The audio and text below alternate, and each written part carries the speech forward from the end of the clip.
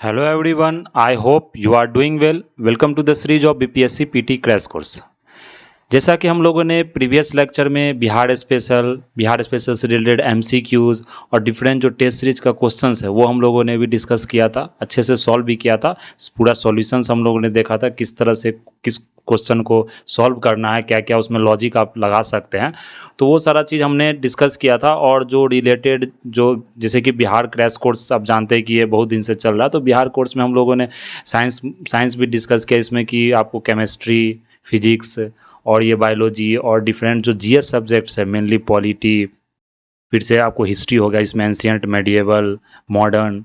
तो वो सारा जो टॉपिक्स था जो इम्पोर्टेंट है आपके जीएस मेन, आपको जो बीपीएससी का पीटी के लिए जो इम्पोर्टेंट है, बीपीएससी पीटी के लिए, वो सारा टॉपिक्स हम लोगों ने अच्छे से डिस्कस किया।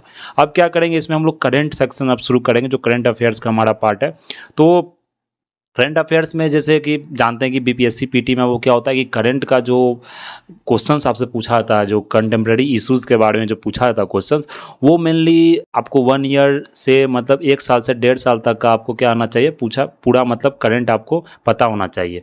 जैसे कि जो इम्पोर्टेंट इंटरनेशनल क्या फोरम्स हुए, कहाँ पर मतलब जो हमारे जितने मिनिस्ट्रीज़ है कहाँ पर मीटिंग्स हुए, तो इस तरह का जो करंट अफेयर्स है, जैसे यूएन ऑर्गेनाइजेशन से रिलेटेड हो गया, कौन कौन से वहाँ पर आपको जो जो मेनली पोजीशंस होता है, वो किसने मतलब कौन जनरल बना, कौन गवर्नर बना है, कौन उसका सीईओ बना है, तो इस टाइप का जो क्वेश्चंस होता है मेनली वो आपसे वहाँ पूछा जाता है।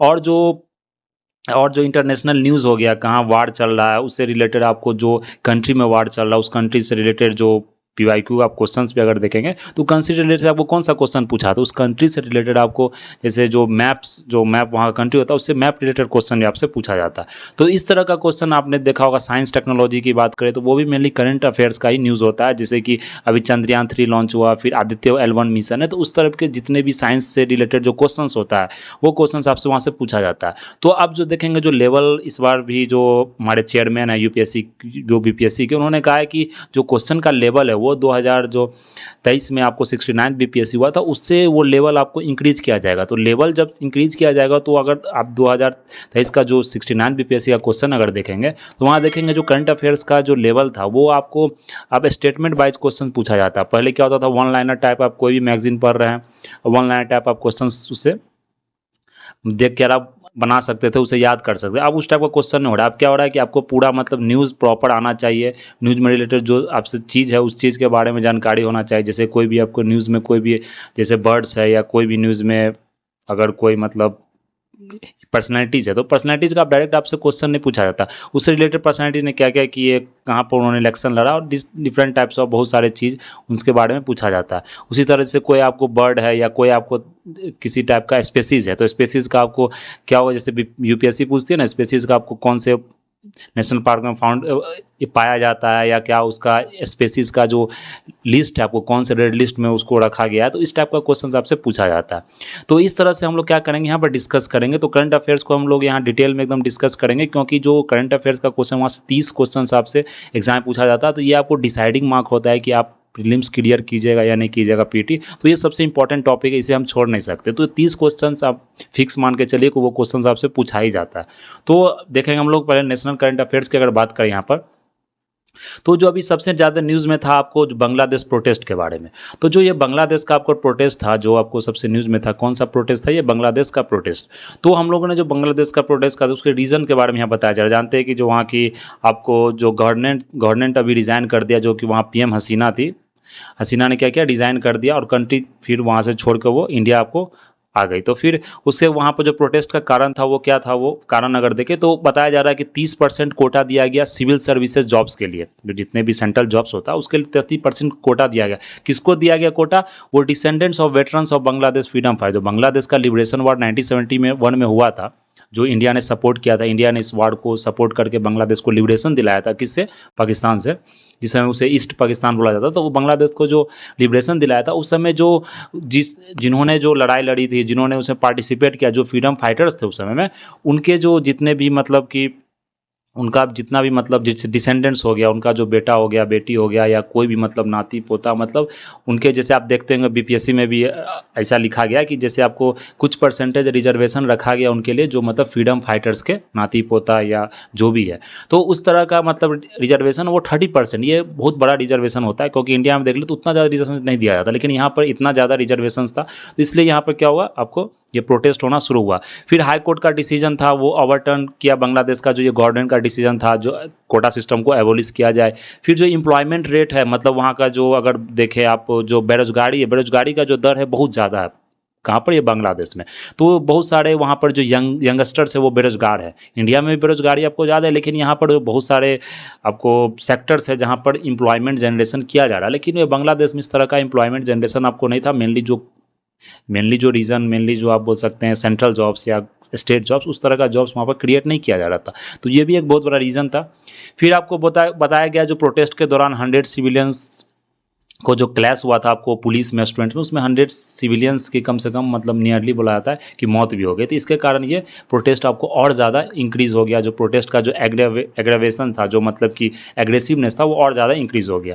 फिर नेक्स्ट था जो शेख हसीना जो गवर्नमेंट थी, शेख हसीना जो पीएम वहाँ की है, तो उसने क्या किया, वहाँ कमेंट कर दिया। जो कमेंट उसने की वहाँ पर, तो वो कमेंट क्या था, राजाकर्स बोलती थी। राजाकर्स क्या होता है, एक बोल सकते हैं, एक मतलब जो टर्म्स होता है, मेनली आप इस टर्म्स को बता सकते हैं। जो मतलब वो बोल रही थी कि जो ये वार में इन्वॉल्व हुआ, जो भी मतलब ये वार में नहीं, मतलब प्रोटेस्ट में जो इन्वॉल्व हो रहा है, वो क्या है कि पाकिस्तानी आर्मी से मिला हुआ कोलैबोरेटर्स है पाकिस्तानी आर्मी का। जो 1977 का वार हुआ था उसका क्या है, मतलब कि मतलब जो राजाकार से मतलब बोल सकते एक तरह से उनको गद्दार टाइप से मतलब बोल दी। तो ये एक तरह से क्या हुआ कि मतलब पब्लिक इससे बहुत ज़्यादा नाखुश हुए, और ये मतलब कि प्रोटेस्ट आपको और तेज़ी से वहाँ इंक्रीज हो गया। तो ये आपको रीज़न था। तो ये मेनली रीज़न यहाँ पर दिया गया। इस तरह के अगर पूछा जाए तो आप यहाँ पर लिख सकते हैं कि 30% का कोटा सिस्टम वहाँ पर था। तो क्योंकि इंटरनेशनल न्यूज़ हो जाता तो ये आपसे पूछा जा सकता है। फिर अगर नेक्स्ट देखें टाइम मैगजीन 2024, या टाइम मैगजीन जो रिलीज किया गया, उसमें 3 इंडियन डेस्टिनेशंस को वर्ल्ड का ग्रेटेस्ट प्लेस बताया गया। तो बहुत सारे डेस्टिनेशन आपको वर्ल्ड में पूरा क्या होता है, बहुत सारे स्टूडेंट को चुना जाता है, लेकिन उसमें से 3 रेसिडेंट्स आपके इंडियन है। तो 3 रेसिडेंट्स अगर इंडियन की बात करें तो इसमें कौन कौन सा है, जो टाइम मैगजीन होता है ये रिसेंटली रिलीज किया prestigious list of world's greatest places for the year 2024। तो उसमें हाईलाइट किया गया 100 एक्सेप्शनल लोकेशंस वर्ल्ड वाइड में। टेक द विजिटर एक्सपीरियंस, तो विजिटर का वहाँ का एक्सपीरियंस लेके, इस तरह का मतलब रिव्यू लेके आपको उस जगह को आपको यूनिक बताया जाता है। तो ये 3 डेस्टिनेशंस कौन कौन सा इसमें लिस्ट जो इस साल का हुआ, ये याद रखना। Museum of solutions, a unique children's museum in Mumbai, Manam chocolate a factory in Hyderabad, और एन्नाड रेस्टोरेंट इन हिमाचल प्रदेश। ये क्या है, ये आपको रेस्टोरेंट है, और ये जो मनाम चॉकलेट है ये फैक्ट्री हैदराबाद में है, और ये म्यूजियम ऑफ सॉल्यूशंस क्या है, यूनिक चिल्ड्रन म्यूजियम्स इन मुंबई। तो ये 3 जो चीज़ है आपको क्या हुआ अभी, मतलब कि जो डेस्टिनेशन मैनेजमेंट में मैनेज जो है वहाँ पर लिस्ट हुआ 3। तो ये यूनिक डेस्टिनेशन आपको वर्ल्ड्स ग्रेटेस्ट प्लेसेस, तो ये आपको ध्यान रखना, टाइम मैगजीन द्वारा ये निकाला जाता है। फिर नेक्स्ट है Mumbai first underground metro rail. Mumbai में अभी क्या हुआ, अभी कुछ दिन पहले मतलब मुंबई में शुरू हुआ ये first underground metro rail line. तो अंडरग्राउंड सिस्टम है ये metro line.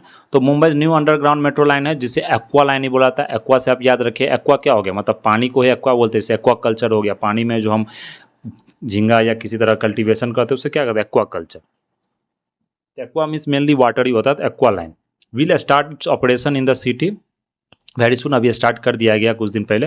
This project marks important development. तो ये आपको ध्यान रखना है, मैं आपको कहाँ पर मेट्रो शुरू किया गया, आपको जो अंडर मतलब वाटर जो मेट्रो है वो मुंबई में शुरू किया गया। तो इतना, इससे ज़्यादा इसमें याद नहीं रखना। Aqua line metro zone initial budget, ये भी ध्यान में रखना। नेक्स्ट ये इंपॉर्टेंट, ये आर्ट एंड कल्चर का बहुत इंपॉर्टेंट न्यूज़ है। ये यूपीएससी में भी मतलब जो करंट अफेयर्स था वहाँ भी ये इंपॉर्टेंट था। जो PT 365 आपने पढ़ा होगा तो उसमें भी ये क्वेश्चन आपको दिया जाता है। तो जो ग्रेवयार्ड है Assam Royals now a world heritage site, इसे वर्ल्ड हेरिटेज साइट में इंक्लूड किया गया। तो ये ग्रेवयार्ड है, ये जो आप देख रहे हैं ये मतलब ग्रेवयार्ड है, ये पूरा देख रहे हैं, ये टॉम्ब है, ग्रेवयार्ड है। तो ये किसका है, the Moidams in eastern Assam, 700 year old burial system of Ahom dynasty. ये जो बरियल्स देख रहे हैं, ये जो आप टॉम्ब देख रहे हैं, ये क्या है, ग्रेवयार्ड है। तो ये आपको जो मोइडम्स इसे बोला जाता है, ईस्टर्न असम में मोइडम्स नाम से जाना जाता है। तो ये जो उस समय अहोम डायनेस्टी जो रोल किया करता था, 700 ईयर ओल्ड, ये क्या है आपको बड़ियल डायनेस्टी, वहाँ के जितने भी राजाज होते थे अहोम डायनेस्टी को, उसको यहाँ पर बड़ी किया जाता था। तो ये यूनेस्को वर्ल्ड हेरिटेज साइट में लिस्ट किया गया है जुलाई 26 2024। ये इंपॉर्टेंट नहीं, क्योंकि यूनेस्को का न्यूज़ है, ये इंपॉर्टेंट, ये आपसे मतलब बहुत चांसेस है कि ये पूछा जा सकता है, क्योंकि ये यूपीएससी में भी इस बार नहीं पूछा गया था, लेकिन चांसेस है आपको पूछा जा सकता है, क्योंकि यूनेस्को का आपको वर्ल्ड हेरिटेज साइट्स है। तो जो यूनेस्को का वर्ल्ड हेरिटेज साइट्स होता है, या यूएन मेंबर कुछ मेंबर शामिल हुए, तो उस तरह का क्वेश्चन आपसे पूछा जाता है। तो ये कौन है? मोइडम्स इन ईस्टर्न असम, ये ध्यान रखना है। मतलब कौन से रूलर ने रूल किया था यहाँ? अहोम डायनेस्टी ने। तो this makes them the first cultural site from the north east to be included. North east का सबसे पहला कल्चरल साइट, अभी तक नॉर्थ ईस्ट का कोई भी कल्चरल साइट इंक्लूडेड नहीं हुआ आपको कहाँ पर? यूनेस्को वर्ल्ड हेरिटेज साइट में। तो ये आपको ध्यान रखना है। फर्स्ट कल्चरल साइट की यहाँ बात की जा रही है। तो यूनेस्को अगर वर्ल्ड हेरिटेज साइट की हम लोग बात करें तो बहुत सारे जो 2022-23 में 24 में, तो ये इंपॉर्टेंट हो गया। जैसे मोइडम्स हो गया, माउंट बड़ियल सिस्टम असम का है, तो ये ऐड किया गया। फिर सैक्रेड असेंबलीज ऑफ द होयसालास को 2023 में, इसे ये बहुत न्यूज़ में था होयसालास का। फिर शांति निकेतन जो वेस्ट बंगाल में रविन्द्रनाथ टैगोर ने जिसे मतलब एक इंस्टीट्यूट बनवाया था शांति निकेतन, तो वेस्ट बंगाल में इसे भी ऐड किया गया। धोलावीरा जो कहाँ पर आपको गुजरात में, हड़प्पन सिटी, आपने पढ़ा भी होगा। यहाँ पर सबसे यूनिक फीचर क्या है कि ये आपको 3 पार्ट्स में डिवाइडेड है यहाँ city, middle city, upper city and lower city. बाकी अगर सब जगह देखेंगे तो वो 2 टाइप्स में आपको डिवाइडेड है, अपर और लोअर सिटी। सिटाडेल बोलते हैं अपर को, और लोअर सिटी हो गया। फिर नेक्स्ट है अभी काकाटिया रुद्रेश्वर रामप्पा टेम्पल। ये रामप्पा टेम्पल ये तेलंगाना में, ये भी क्या हुआ अभी इंक्लूड किया गया था 2021 में, किसमें? यूनेस्को वर्ल्ड हेरिटेज साइट में। फिर जयपुर सिटी राजस्थान को भी इंक्लूड किया है 2019 में। फिर Victorian gothic and art deco assemblies Mumbai है। हिस्ट्री सिटी ऑफ अहमदाबाद ये गुजरात में, ये भी 2017 में किया गया था। ये डेट याद नहीं रखना, मेनली ये याद रखना कौन कौन सा यूनेस्को वर्ल्ड हेरिटेज साइट है, क्योंकि ये पिछला बार एग्जाम में, जैसे कि अगर 69 बीपीएससी देखेंगे तो उसमें देखें, आपने देखा होगा जो क्वेश्चन था एक 69 या 68 बीपीएससी में, कन्फर्म नहीं, आप उसे देख सकते हैं। तो वो क्वेश्चन था एक कि जो गया का जो साइट्स है, जैसे जो गया आपको बोध गया हो गया, बोध गया, और एक नालंदा यूनिवर्सिटी, तो ये दोनों में से बताया गया किसको ऐड किया गया है यूनेस्को वर्ल्ड हेरिटेज में रिसेंटली। तो इस तरह का क्वेश्चन आपसे पूछा था, मेनली बिहार से है, तो वह दिया यहाँ दिया हुआ बिहार से archaeological site of Nalanda Mahavihara, तो इसे 2016 में रिसेंटली ऐड किया गया है। तो ये रिसेंटली बोध गया को नहीं ऐड किया गया, जो नालंदा महाविहारा है, नालंदा यूनिवर्सिटी जो मतलब आर्कोलॉजिकल साइट है, उसे ऐड किया गया। अभी वहाँ पर नया यूनिवर्सिटी बनाया गया नालंदा की तरह ही पूरा वहाँ पर राजगीर में। तो आर्किटेक्चर वर्क ऑफ ली कॉर्ब्यूजर, इसे क्या चंडीगढ़ में आपको मतलब है, इसे ऐड किया गया था। कंट्रीब्यूशन मॉडर्न मूवमेंट, रानी की वाव, ये भी क्या गुजरात में आपको। तो क्वींस स्टेपवेल है, तो इसे ऐड किया गया 2014 में। Hills fort of Rajasthan, Jantar Mantar, ये भी राजस्थान में जानते हैं। माउंटेन रेलवे ऑफ इंडिया, ये आपको कहाँ? वेस्ट बंगाल सिक्किम में है। रेड फोर्ट कॉम्प्लेक्स कहाँ है? Tamil Nadu. Red fort complex Delhi में है, मतलब तमिलनाडु यहाँ पर बोल रहा है। Mountain railway of India, West Bengal, Sikkim, Tamil Nadu, ये तीनों जगह का जो माउंटेन रेलवे है उसे किस में रखा गया? यूनेस्को में। तो ये पूछा भी जाता है क्वेश्चन। छत्रपति शिवाजी, ये सब जानते हैं, महाराष्ट्र में है। महाबोधि टेम्पल, ये देख सकते हैं, ये था ना 2002 में महाबोधि टेम्पल को, ये पहले इंक्लूड था। तो बिहार से आपको 2 साइट्स है जो यूनेस्को वर्ल्ड हेरिटेज साइट में रखा गया। ये इंपॉर्टेंट होता है बिहार के लिए, जिसमें कि 2002 में महाबोधि को दिया गया था, 2016 में नालंदा विहारा को दिया गया था।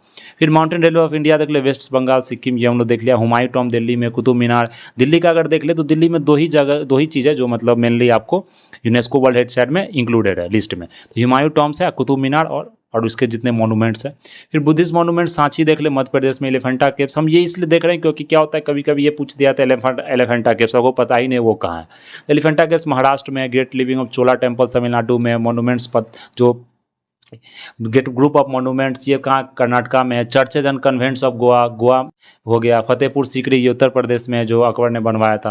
ग्रुप ऑफ मॉन्यूमेंट हम्पी, ये कर्नाटका में। खजुराहो टेम्पल, ये एमपी में है। महाबलीपुरम तमिलनाडु में। सन टेम्पल एट कोणार्क, ये कहाँ आपको? उड़ीसा में है। फिर आगरा फोर्ट्स, ये सब जहाँ यूपी में आपको। अजंता केव्स महाराष्ट्र में। लोरा केव्स महाराष्ट्र में। ताजमहल आपको उत्तर प्रदेश में। इस तरह के पूरा साइट्स आपको कहाँ पर है, मतलब इंडिया में, जो इंक्लूडेड आपको यूनेस्को में। तो यूनेस्को नेचुरल साइट्स ऑफ, तो ये क्या है? यूनेस्को ये नेचुरल साइट्स है। नेचुरल साइट्स में क्या है, मतलब उसमें कल्चरल भी है, नेचुरल दोनों को इंक्लूड किया। जैसे कि सबसे पहले काजीरंगा नेशनल पार्क हो गया, क्यूलादेव ने घाना नेशनल पार्क। तो ये पार्क का आपको ध्यान रखना। काजीरंगा नेशनल पार्क क्या है? ये असम में, ये सब जानते हैं। कोयलादेव कहाँ? राजस्थान में, कोयलादेव। फिर मानस जो वाइल्ड लाइफ सेंचुरी, ये कहाँ? असम में। Nanda Devi national park and valley of flowers, ये कहाँ? उत्तराखंड में। सुंदरबंस नेशनल, सब जानते हैं, वेस्ट बंगाल में। वेस्टर्न घाट्स में, महाराष्ट्र, गोवा, कर्नाटका, तो वेस्टर्न घाट, ईस्टर्न घाट को नहीं लिया गया, जो यूनेस्को का एक अलग होता है natural state year of the world heritage sites.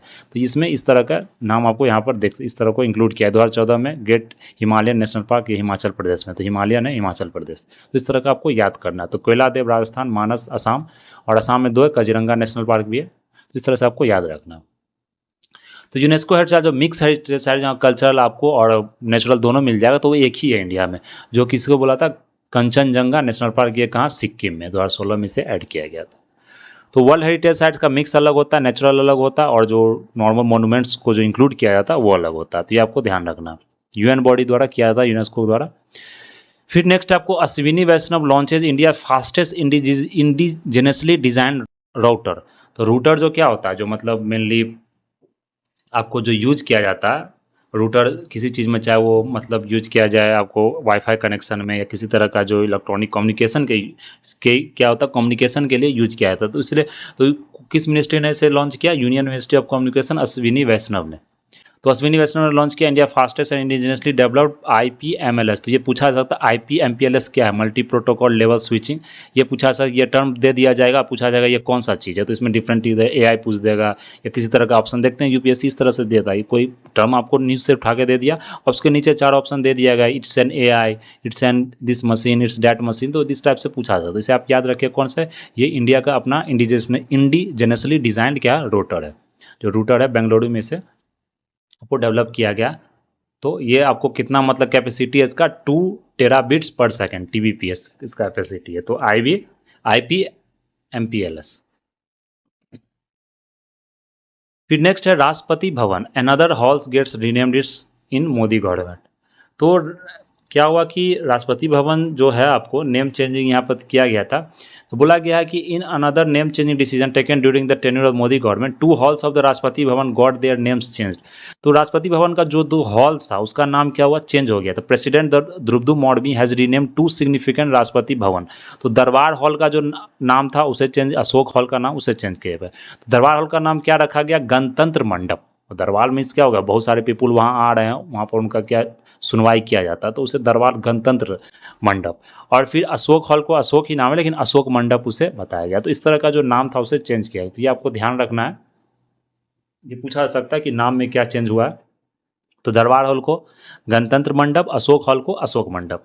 तो ये डिसीजन आपको यहाँ पर लिया गया कल्चर वैल्यूज को ध्यान में रखते हुए, जितने भी ट्रेडिशंस के अनुसार। फिर नेक्स्ट है आपको इसमें अगर देख ले तो ये आपको मुगल गार्डन तो सब जानते हैं, जो पिछले साल ही चेंज हुआ था राष्ट्रपति भवन है, जो उसको अमृत उद्यान बोला जाता है। ये बहुत मतलब पहले का न्यूज़ है, अमृत उद्यान उसे क्या बोला जाता है। फिर नेक्स्ट है 8th पे commission, will Modi government fulfil the demands of central employees. तो 8th पे कमीशन ने क्या रिकमेंडेशन दिया वो देख लेते हैं। Demand for central government employees का क्या है, central government employees are calling for an increase in fitment factor from 2.72। तो मतलब कुछ फैक्टर इसको इंक्रीज करने के लिए बोल रहे। This factor is a crucial multiplier use to determine salaries and pensions. तो ये ऐसा फैक्टर है, ये ध्यान रखना। फिटमेंट फैक्टर क्या होता है, ये ऐसा फैक्टर जिसे सैलरीज और पेंशंस डिसाइड करने में गवर्नमेंट को मदद की जाती है, उसे फिटमेंट फैक्टर बोला जाता है। तो ये हो गया आपको फिटमेंट फैक्टर। कौन सा हो गया आपको यहाँ पर फिटमेंट फैक्टर। तो 2.7 fitment factor was used when updating salary 6 central पे कमीशन। जो 6th पे कमीशन था, 7th पे कमीशन जो है, तो वो इतना फिटमेंट फैक्टर आपको किया गया था। अभी बोला जा रहा है कि इसको 3.6 सेट कर दिया जाए। तो फिटमेंट फैक्टर क्या होता है ये पूछ दिया जा सकता है। तो 6th पे कमीशन रिकमेंड किया कि फिटमेंट फैक्टर इतना है, वाइल द 7th पे कमीशन इतना। दिस चेंज, ये सब ध्यान नहीं रखना। This change increase the minimum basic पे central government from 7,000 to 18,000 per month. तो ये आपको इसलिए कर रहा है कि सैलरी राइज हो जाए या पेंशन्स राइज हो, इसलिए फिटमेंट फैक्टर को यूज किया जाता है। ये गवर्नमेंट यूज करती है आपको, जो नया नया पे कमीशन गवर्नमेंट कंडक्ट कर आपको ऑर्गेनाइज करती है, तो उसमें ये कमीशन का जो रिकमेंडेशन रहता है वो गवर्नमेंट के ऊपर होता है, वो बाइंडिंग नहीं होता, वो गवर्नमेंट उसे मानती है या नहीं मानती है। तो ये आपको ध्यान रखना। तो ये इतना फिगर आपको यहाँ पर ध्यान नहीं रखना, कितना इंक्रीज करना क्या करना। Thane to Borivali India's longest and largest urban tunnel. तो ये सबसे इंडिया का लॉन्गेस्ट, सबसे लंबा और लार्जेस्ट अर्बन टनल है। अर्बन टनल है, ये ध्यान रखना। बाकी अगर आपको जो हाईएस्ट टनल की बात करें तो वो सेला टनल है, जो अरुणाचल प्रदेश में।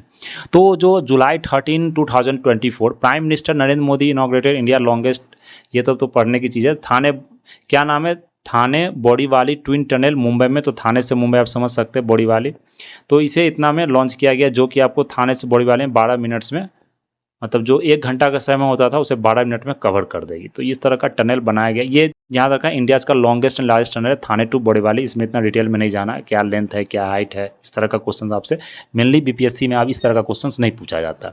इन्फॉर्मेशन के लिए आप इसे पढ़ सकते हैं। नेक्स्ट है UP cabinet decision Tata sons to build 650 crore museums of temples in Ayodhya.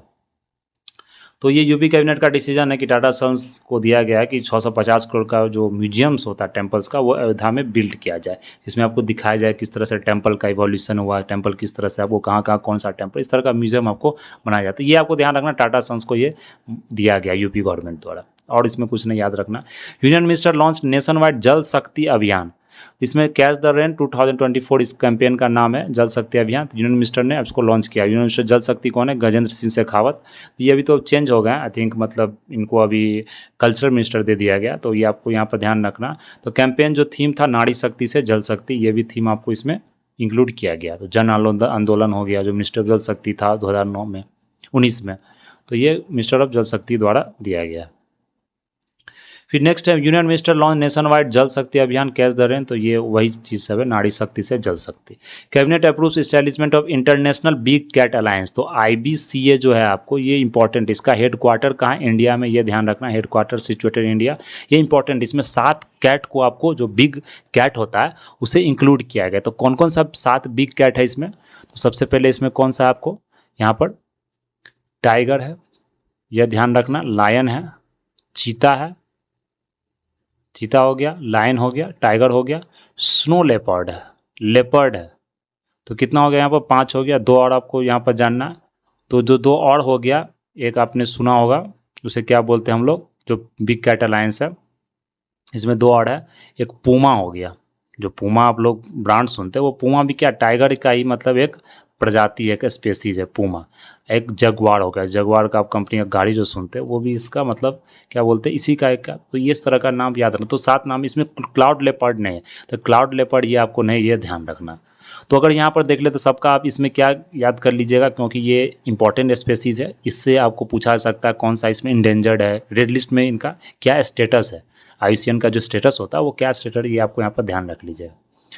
तो ये आपको यहाँ पर दिया, जैसे टाइगर है इंडेंजर्ड है, लायन भी इंडेंजर्ड हो गया। फिर चीता देख ले तो ये क्या आपको, जो एशियाटिक चीता की बात करें तो क्रिटिकली इंडेंजर्ड है, बाकी वनरेबल है, जो अभी नामीबिया से लाया गया है।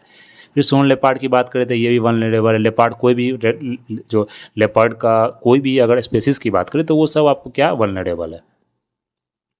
तो इस तरह का मतलब ये 5 साल का मतलब कि मतलब पूरा स्पैनिंग है, 5 साल का पूरा ये टर्म लिया गया कि इस तरह से आपको IBCA का पूरा फॉर्मेशन किया जाएगा, और टाइगर इस तरह के जो 7 मतलब जो टाइगर के स्पेसीज है, जो बिग कैट है, उसे बचाया जाएगा। तो पोचिंग से, एशिया से, मतलब ये ग्लोबल टाइगर डे आपको यहाँ पर मनाया जाता है। तो इस तरह का आपको इसमें इतना ही याद रखना, ये 50 ईयर्स का जो इंडिया प्रोजेक्ट टाइगर हुआ था उसमें इसको मतलब कि बनाया गया इंटरनेशनल बिग कैट अलायंस। तो ये इंपॉर्टेंट न्यूज़ है, ये पूछा जा सकता है। तो इसे हेडक्वार्टर याद रखिएगा इंडिया में। बहुत सारे कंट्री जो मेनली 100 से ऊपर कंट्रीज है, जो मेनली जो टाइगर, जिस कंट्री में बिग टाइगर का कोई भी प्रजाति अगर रह रहा है बिग कैट का, तो वो इसमें क्या हुआ, पार्टिसिपेट किया, उसने इसमें हिस्सा लिया। The future is now as the theme for IMC। The theme for India mobile congress 2024 का क्या, द फ्यूचर इज नाउ। ये आपको जुलाई 19 को अनवील किया गया श्री ज्योतिरादित्य मिस्टर M सिंधिया द्वारा, जो मिनिस्टर ऑफ कम्युनिकेशन डेवलपमेंट है आपको कहाँ के, north eastern region on July 18 में यह क्या किया, लॉन्च किया। तो इतना ही याद रखना, future is now theme for IMC। फिर नेक्स्ट है आपको ब्रिक THSTI होस्ट सिंगन 2024 इंडस्ट्री। तो ये क्या है, इसका आपको जो फुल फॉर्म है, translational health science and technology institute under the biotechnology research and innovation council, brick. तो ये ब्रिक्स आप वो मत समझ लीजिएगा जो इंटरनेशनल ऑर्गेनाइजेशन, ये ब्रिक अलग चीज़ है। तो ये आपको होस्ट किया गया, होस्टेड सिंगजन 24 मतलब जुलाई 24। तो ये मेनली आपको न्यूज़ है कोई मतलब प्राइवेट इंस्टीट्यूशन का, तो उतना इसमें ध्यान नहीं रखना।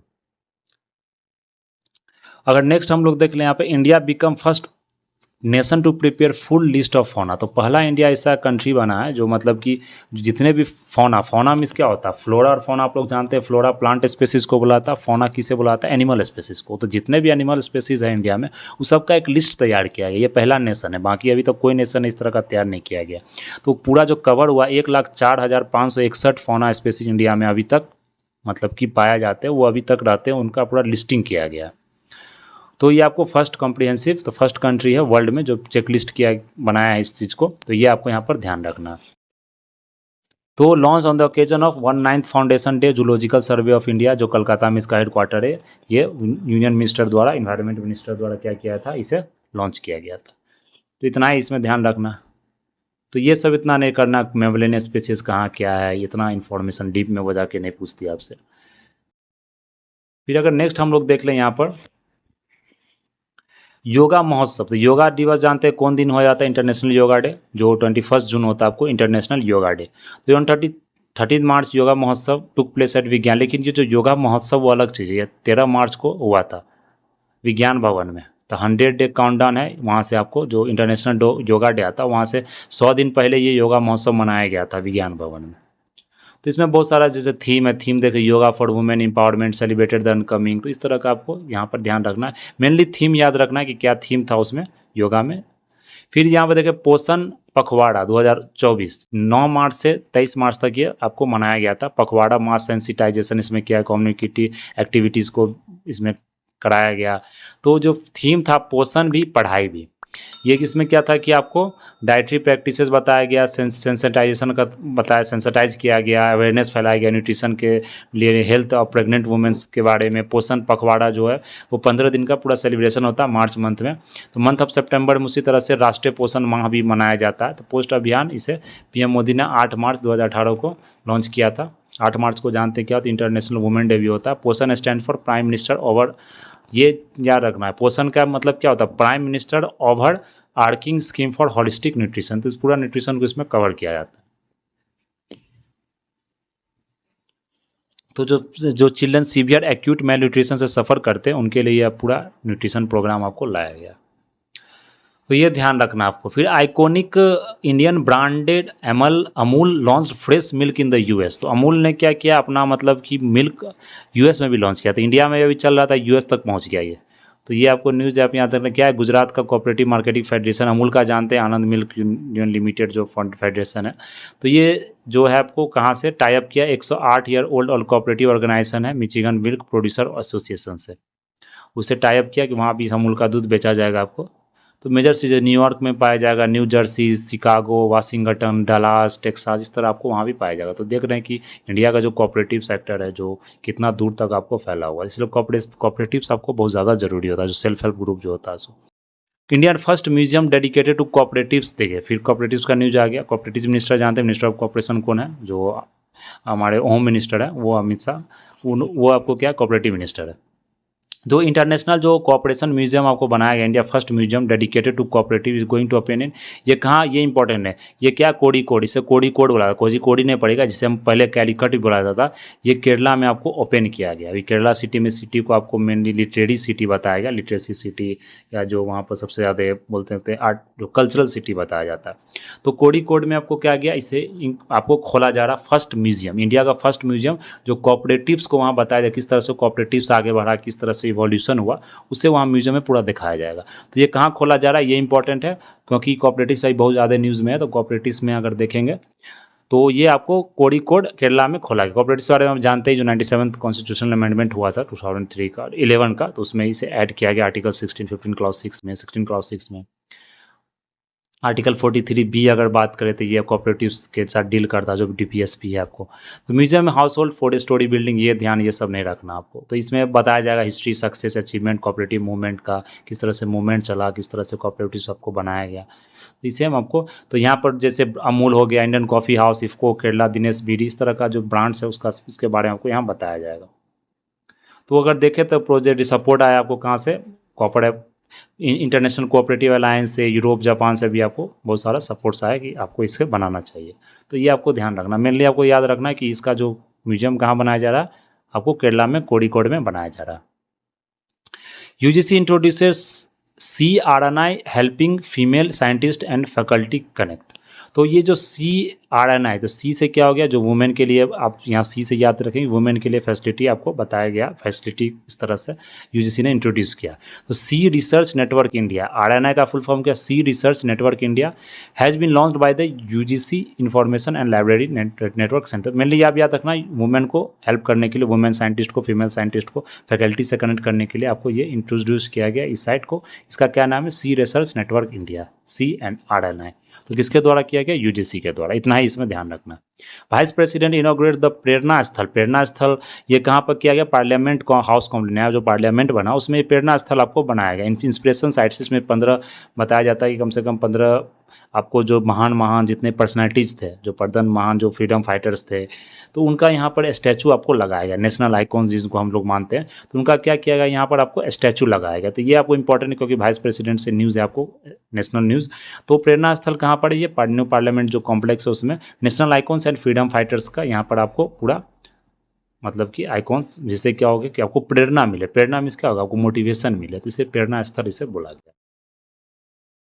फिर अगर नेक्स्ट देख ले, इंडियाज न्यूएस्ट रीजनल एयरलाइन। तो न्यूएस्ट रीजनल एयरलाइन आपको ज्योतिराज सिंधिया जो कि मिनिस्टर था आपको इसका मतलब अगर बोले तो हम एयरलाइन का मिनिस्ट्री ऑफ, तो वो उसने आपको जो उड़ान स्कीम था, उड़ान स्कीम जानते हैं, देश का आम नागरिक। तो ये इसमें क्या होता है कि जो डोमेस्टिक एयर ट्रैफिक है उसको क्या किया था, कम किया था। इस तरह से इन्होंने क्या किया, न्यू रीजनल एयरलाइन बनाया, बेंगलुरु, हैदराबाद। ये सब उतना आपको याद नहीं रखना।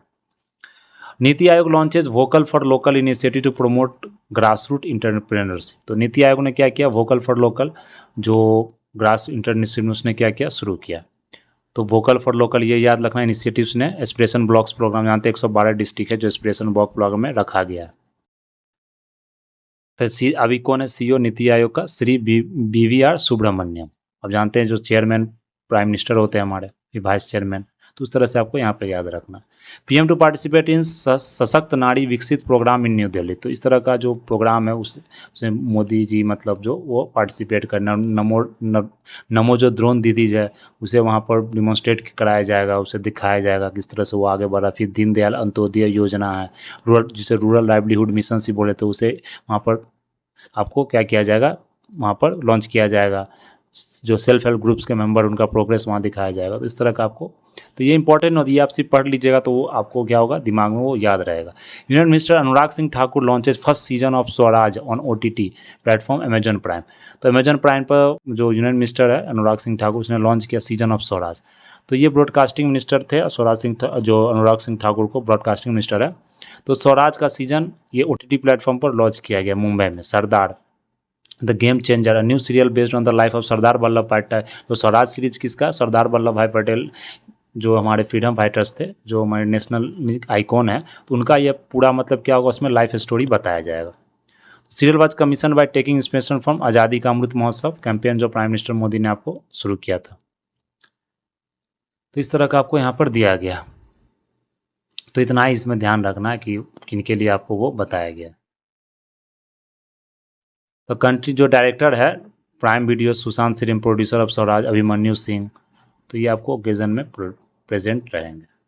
Mumbai becomes Asia billionaire capital, Asia का सबसे जो कैपिटल बताया जाए मुंबई को, सबसे इंडिया में सबसे ज़्यादा अमीर है आपको मुंबई। तो मुंबई बोस्ट 92 बिलियनरी, आपको सबसे ज़्यादा बिलियनरी आपको मुंबई से आपको निकल कर आता। एशिया का 3rd billionaire capital behind New York and London. तो देख रहे हैं मुंबई में सबसे ज़्यादा अमीर आदमी रह रहा है वहाँ पर। न्यू दिल्ली आपको top 10 for the first time. फिर कोल लॉजिस्टिक्स प्लान्स एंड पॉलिसी किसके द्वारा लॉन्च किया गया, प्रहलाद जोशी जो कोल मिनिस्टर थे उनके द्वारा ये क्या किया, लॉजिस्टिक्स प्लान पॉलिसी आपको लॉन्च किया गया विज्ञान भवन न्यू दिल्ली में। तो यहाँ पर क्या होगा, जो प्लान है advocates for strategic transition towards railway centric system, FMC projects, fast moving consumer projects के लिए 14% रिडक्शन रेलवे लॉजिस्टिक कॉस्ट को। इस तरह से आपको ये प्लान लॉन्च किया गया। तो ये आपको ध्यान रखना है। तो हम लोग क्या करते हैं, इस न्यूज़ को जो जितना हम लोगों ने अभी तक डिस्कस किया, तो इसमें हम लोग जो डिस्कस किया, तो अगर नेशनल न्यूज़ की बात करें तो ये नेशनल न्यूज़ से पूरे साल का न्यूज़ रहेगा जो कि अगस्त से सितंबर तक है, जो सितंबर 2023 से अगस्त 2024 तक। तो हम लोग डिस्कस करेंगे, लेकिन अभी के लिए इतना ही रहने देते। फिर नेक्स्ट में वीडियो लेक्चर में हम लोग इससे आगे प्रोसीड करेंगे, इससे आज हम लोग क्या करेंगे, कंटिन्यू करेंगे। तो अभी के लिए इतना ही रन देते हैं। That's all for today. Thank you very much.